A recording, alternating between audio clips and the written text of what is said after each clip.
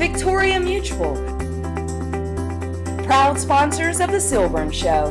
We are our members. We are Victoria Mutual. Ladies and gentlemen, welcome again to the SYLBOURNE Show, and I'm your host, SYLBOURNE Sidiel. Today we have Mr. Leroy Logan. I'm sure you know the name, but in case you don't, he's a retired superintendent in the Metropolitan Police. He holds a 30-year exemplary service record.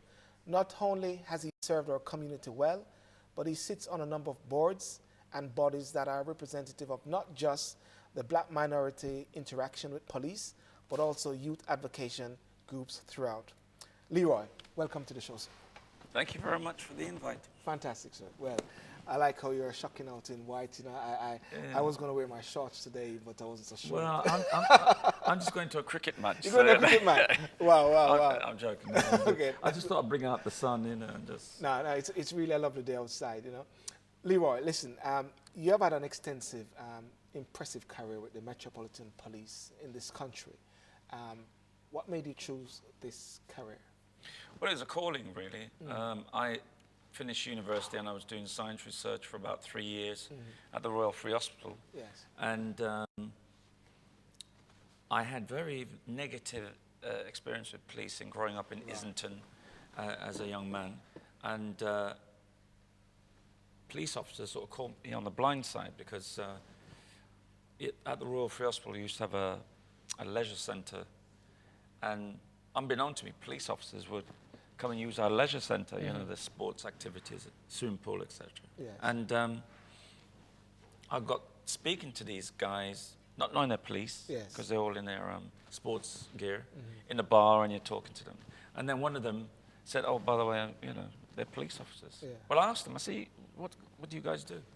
I said, they're police officers. By this time, I started to see the human side of policing. And, you know, after a time, you know, I started to be intrigued by what they do, and they started to arrange for me to have a ride round, which unfortunately they don't in their cars? do. In their cars? Yeah, in their cars, and you know, walk with them and stuff like that. And the sort of call of policing then sort of came from there. Yeah, I said, oh well, this is quite interesting. And then at the same time, my boss said to me that, and I'd been in the job for about 2.5 years by then. The professor said, Leroy, I don't think you're geared up to be a scientist for the next 30 years. So I said, what, have I done something wrong? You know, are my results going to, you know, at the highest level? And he said, no, it's not about your performance.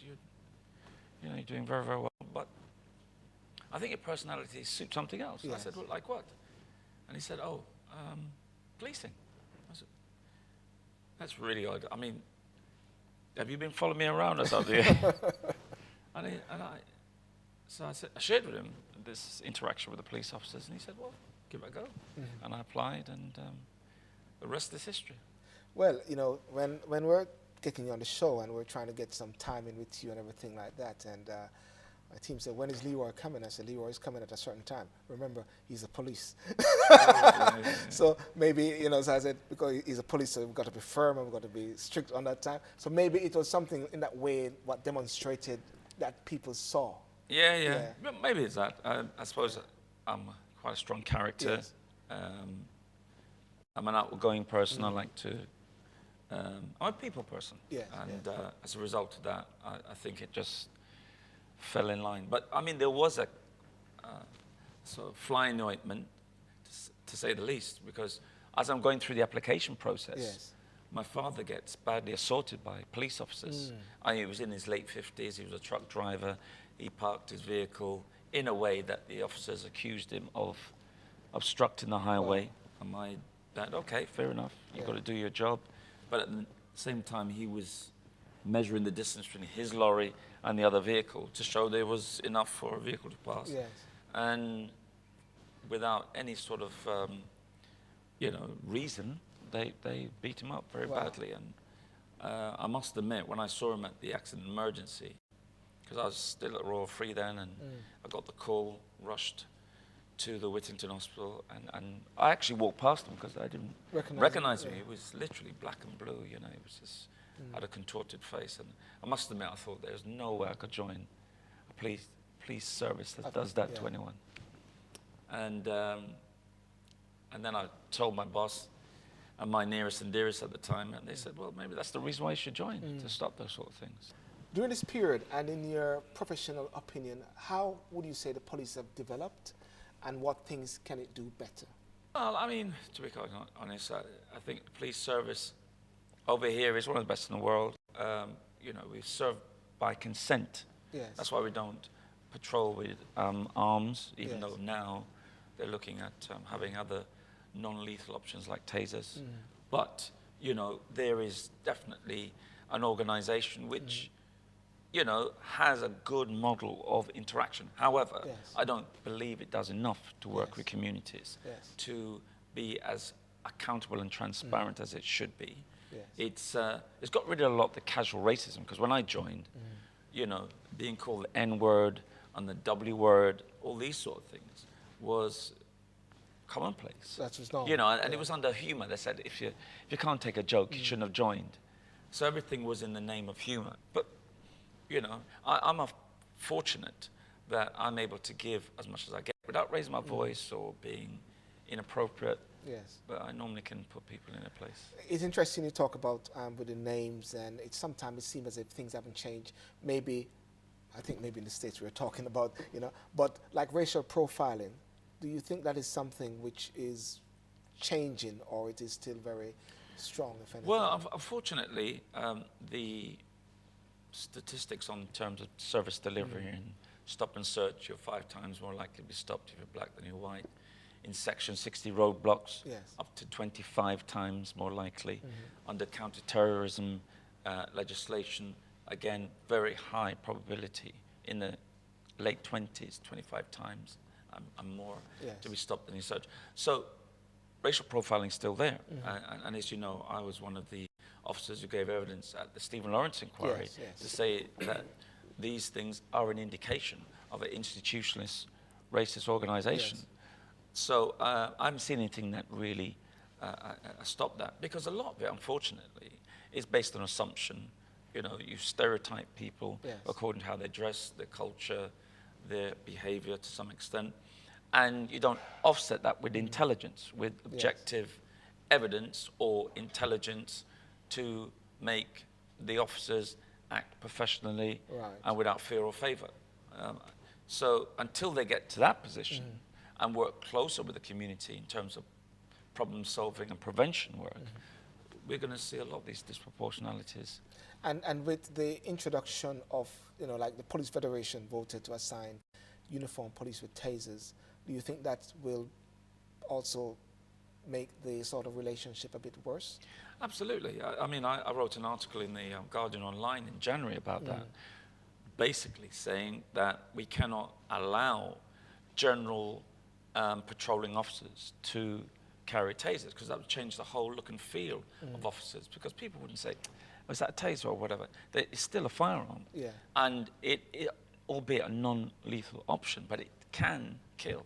It has been associated with deaths of people. But at the same time, isn't that the other argument saying instead of giving more police officers gun, which would be more prone to kill, it's better to give something which of a lesser I think we need all of those options, lethal and non-lethal options, but not to general patrolling officers. I think it should be kept to specialists and skilled, specially trained officers who can be called upon. When I was in Hackney, my last borough as a deputy borough commander, I could call on those officers immediately. They're generally patrolling around, and I had my borough firearms officers, and we had tasers deployed in the station that could be easily deployed to where the incident was. And also, you could leave them in the boot of certain vehicles. So again, they're in easy access. So for me, the last thing we should do is follow the American model and having officers bearing arms, because you know, the whole approach of policing over here is by consent, as I said. People already have an issue around officers not being approachable or being accountable as they should. So I think we should stick with what we got. because I also fear even that if we start to use tasers or sidearms, that would up the ante against criminals. They will start to get themselves armed, because invariably we don't have criminals or offenders carrying arms. You know, all right, they do use knives and guns, but not on the level where you see in Europe or even the US. You know, the officers are armed and the criminals are armed. Yes, yes. Now, a lot of people, and we did a little testing with a few persons as well before you come on the show, we're still having black and ethnic minority persons not very keen on entering the police force. You did it at that time because it was a calling. It was very sort of specific for yourself. And you've got the persons like David Michael. Those are the pioneers before. Do you see that as changing, or do you see any break in that area for more black and ethnic minority people coming? Well, I think we need a reflective organisation because, again, that builds bridges with the community. People feel more reassured when they have that shared and common experience with the organisation. I also think the added skills and experience that people from different cultural groups bring to an organisation has an operational advantage. And I'll give you an example. I was involved in the Damilola Taylor investigation. Some weeks after the initial murder investigation team looked into, you know, the inquiry, house to house, etc., in the Peckham area, and they were drawing a blank. However, I was able to bring a cadre of officers, predominantly from the Black Police Association, because I was chair at the time, into that operational setting. And within a day, in the same day they were deployed, they were able to speak to families that wouldn't even open the door to their white counterparts. And because they were actually speaking their language, they had the same experience culturally, color-wise, and so people felt more reassured to speak to them. And you know, that for me shows the advantage of having a reflective organisation. You mentioned Stephen Lawrence earlier, and of course, there's a lot of criticism as to the handling of it at that time, the Rotherham and other cases. And how would you, or what is your proposition, if anything? And I'm sure you write a lot of articles and have your view as to a better way to foster a better and more trusting relationship with the public. Well, it has to be proper partnership. It can't be where I see the organisation, they brief the community. They don't consult with them. There's a big difference between you brief them, you've already made your mind up what you're going to do. You're just having a consultation for consultation's sake. Or a briefing for consultation's sake. Unfortunately, officers still don't see the difference. And again, another example, only 2 weeks ago, I went to a borough consultation for this Operation Shield, which is this call-out process for people involved in gangs. It's an American model. It's been used in Scotland. However, we don't have the same sort of gang situation or scale of gangs, contrary to popular opinion, as in the States or Scotland. And I must admit, I was shocked by the way in which they presented the community or the request for community. They'd already made up their mind. And the community said, we'll have nothing to do with it, because that's not the way you approach. And I think that's one of the things that the police need to organise themselves in working with a blank piece of paper with the community and say, well, listen, these are the issues. These are our priorities. What are your priorities? How do we work together? How do we actually understand each other better? Because I find that one of the biggest issues is that police invariably do not know their communities, because they're changing so much. And we need to be a lot more scientific and a lot more smart in how we do that. I like, I don't know if the right word is like, but it is noted many times you say communities, communities, communities. Break down that community you're talking about. Well, I mean, even within the African, Caribbean, Asian communities, you know, you have sub-communities.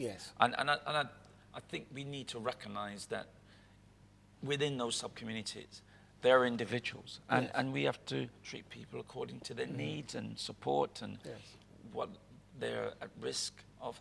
And one of the things I did, again, when I was in a borough, I used to do a regular mapping of people, especially in the voluntary sector, you know, because they're normally people who live in the area, they're committed to their area, they want to give back, and invariably they do it under the radar. So I had to get, it was a sort of party, a local strategic partnership approach, a very clear role how statutory organisations can start to work in partnership with the charity sector, and of course getting better at working with the community. So for me, it wasn't taken for granted one size fits all. We're working with individuals, different cultures, and learning from them. It was a two-way process. Again, I tend to see my colleagues saying, well, we're calling if we need you. No, you need us all the time. Because there's a principle that Sir Robert Peel, who invented the police service over here in the UK, and he said the police are the community and the community are the police. Now I think those Peelian principles need to be in every officer's mind, so they treat people with respect and dignity and recognize that those people help you to be more efficient and effective. And discrimination, racism, lack of mistrust within the police force and the public. What about on the inside there, within the police over the 30 years? Have you personally been subject to? Yeah, well, as a founder member of the Black Police Association over 20 years ago, it's quite clear that, you know, institutional racism was there. And we used to make it clear that, you know, if you're better in treating your diverse personnel right and appropriately, then you're better equipped to serve the needs of a diverse community and a diverse social culture. And that inextricable link, I believe, needs to be reinforced, because even though the police service saying they're a learning organization, we keep hearing that all the while. Yeah, but I hear it all the time, but they seem not to learn from history. The Mark Duggan issue in 2011 shows that if those officers really, some senior officers, especially the borough commander, if she really knew the history of Broadwater Farm in 1985, and here we are, 2011, communities don't forget. Albeit over 25 years ago, later, you need to understand certain boroughs, certain communities need to be treated in a way that they believe they're being respected and you actually appreciate them, and especially a bereaving family. So, so as a result of that, you know, the organisation needs to be a lot more consistent in how they work with communities. And I was going to say a bit more robust at the same time. Yeah, they need to be more accountable and transparent on why they do things.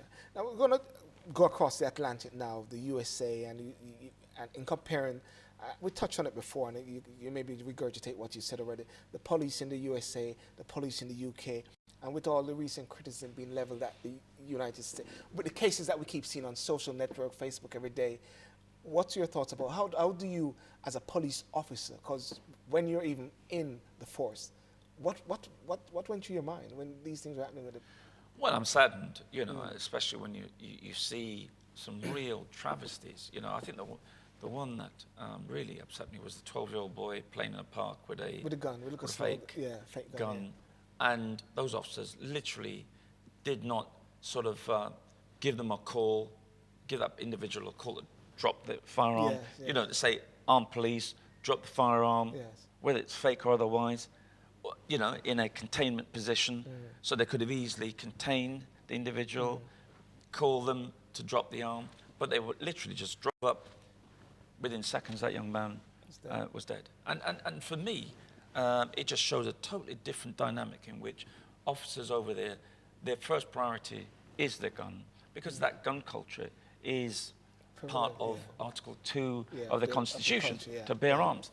And I think that gun culture is so endemic. Fortunately, we don't have that. And, you know, long may that continue. You know, that whenever officers speak to the community, going about their lawful duty, they're not thinking gun or even knife. You know, obviously, certain things might pan out that they need to take more appropriate action, robust action. However, you know, I think America, and I've worked with my American colleagues, especially when I was chair of the National Bank Police Association. We did exchange programs with them. You know, I really believe that they do admire us. They think if we could police without arms, that would make their lives a lot easier. But you know, it just seems to be escalating. Right. So, and I just hope we you know, we hold the government, the mayor to account. And I suppose one example of that is the Home Secretary said to Boris Johnson that he can't have his water cannons. Because again, that would have changed the whole dynamic. And for all the reasons he put, he said, oh, it's down to the Tottenham riots. Yes. No, it wasn't. The Tottenham riots was not down because they didn't have water cannons. It was down to the cordons not being placed properly in the first place to hold certain areas, which have been shown time and time again, you need to hold that ground so that you don't have people starting to burn buses and buildings and etc. Well, I understand that the water cannon would be used for him and Nick Ferrari for others. Water spurting on them. Yeah, or one of their Bullingham Club hose downs, you know. I don't know what they do in Oxford, you know, in their Bullingham Club days. Well, Leroy, before I go any further... before we get subject to a libel action or something. You straddle Jamaica and the UK in the sense of, you know, you tap into the Jamaica diaspora a lot. How do you straddle those? I mean, it's very good because at the same time, being a black officer and within the Jamaican community, because when you say community a lot of time, I was seeing from a Caribbean perspective at the same time. How do you straddle those two? I think, again, they're inextricably linked because I'm a black man who happened to be a cop for 30 years. So everything that was part of my heritage. And, you know, I was fortunate to have gone to school as a primary school age in Spanish Town. Okay. So, You're born here in the UK? I was born in London. I went to primary school in Spanish Town for a couple of years. And in fact, that really inspired me because I saw black teachers, black doctors, black prime minister. I'm thinking, wow, you know. So when I came back over here in London, I think, you know, when people seem to have that very sort of constrained view on things, I said, well, hold on here. I know we can do these things. Why shouldn't we? I know in a lot of ways we should be in the police service or any public organization because I've seen it in Jamaica, so I could visualize it. So as a result of that, I've been able to bring that into my operational and my personal sort of drive, and even now in retirement. I mean, one of the things that I'm really pleased about is our leadership program. Big plug, our Voyage campaign. Voyage campaign. Camera. And it stands for Voice of the Youth and Genuine Empowerment. Okay. Where we've been running it for 15 years. And I'm actually going to one of their programs after this show because, you know, we wanted to... It's a white affair, yeah? Eh? Well, you know, I'm trying to blend with the youngsters, you know what I mean? I don't know how good I am at that. But, you know, we used to have an exchange program when we started that leadership program. And with young people in Jamaica and in South Africa and in the US. And we had a youth international exchange on a regular basis, a lot of it through social media or video conferencing as it was then.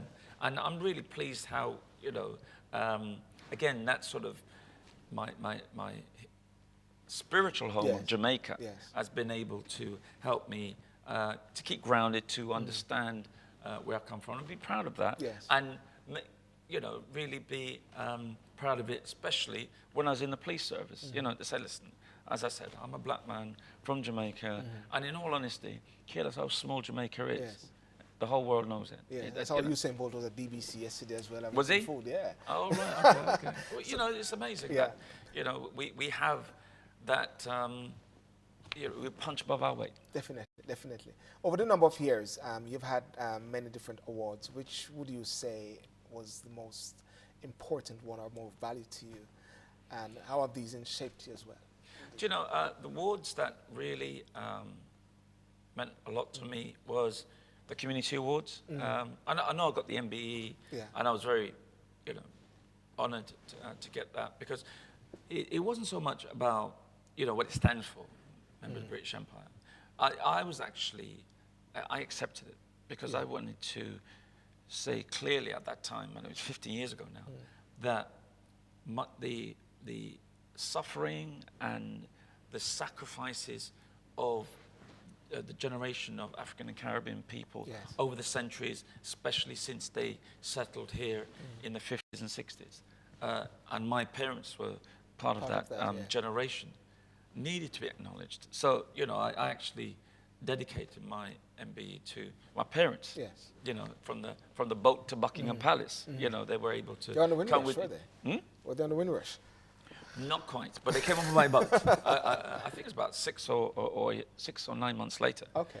And you know, they were, you know, able to graft and gave me and my sister that work ethics to say, you know, don't let anyone derail you from your purpose and your vision.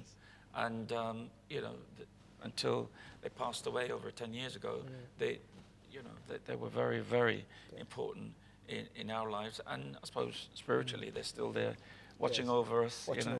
Well, Leroy, listen, I want to thank you so much for coming on the show, but before you go, what would you say is your personal philosophy, the mantra that you live? What's your favorite quote? What drives you?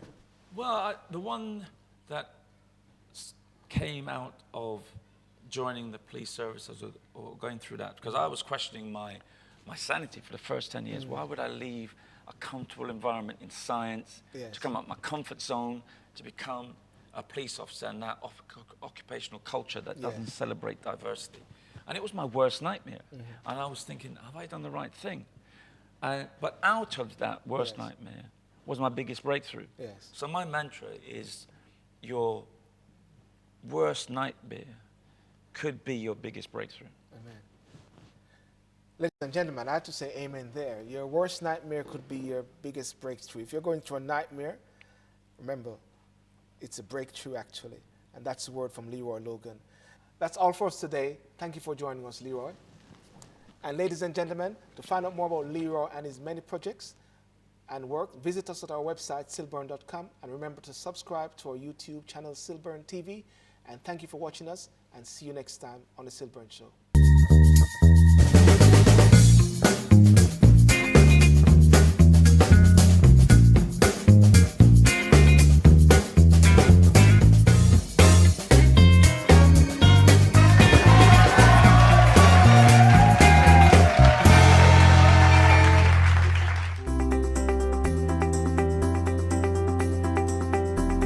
Victoria Mutual, proud sponsors of The SYLBOURNE Show.